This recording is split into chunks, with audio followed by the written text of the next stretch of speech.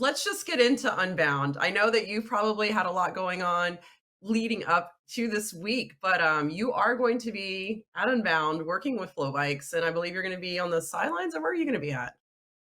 I'll be doing sideline reporting for FloBikes for the live stream of the race. So I'll be bringing you live interviews of fans, event staff, and potentially racers that have either finished the 100 miler or have withdrawn from the 200 miler.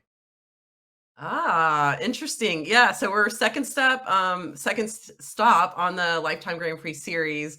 And 60% chance of rain on race day, Ellen. This is not what we want to see ideally. And of course, here's me a month ago having experienced maybe similar conditions to what a lot of other riders are going to be experiencing. Um, that south route, I love it, Ellen. Michael and I thought it was a fast route. However, like you're talking about going out to be doing some sideline reporting during the 100-mile race. I heard earlier this week and a little rumor last week that World Tour Pro Peter Sagan is going to be racing the 100, which is really awesome. Super exciting. I feel like it's just like a really exciting way to kind of inject extra energy into an already great weekend of racing to have someone like Sagan going to be walking around, the humble grounds of Emporia, Kansas. Pretty awesome. Yeah, I'm putting it out there in the world right now. He's got to teach me how to do a wheelie. And of course, he's there to win. He's there with his teammate, Daniel Oss, and he's going to be racing the 100. So he won't be doing the flagship 200-mile race, but his first chance to check out gravel racing. And then he's moving on to train and compete in the Tour de Suisse as well as the Tour de France, which Flo will be showing both. So, lots of Peter Sagan in the next few months. I'm here for that. Um, We'll see how the weather goes, though, because not only is that going to affect invariably the 100 milers, because so much of the 100-mile race is also the same course as the 200 miler. It's 80 miles of the 200-mile course.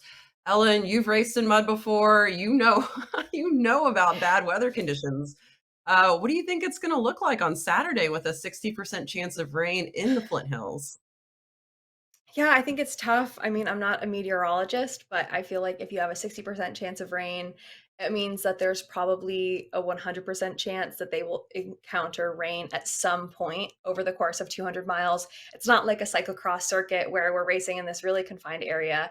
They are doing 200 miles across Kansas. So I feel like it's really, really likely.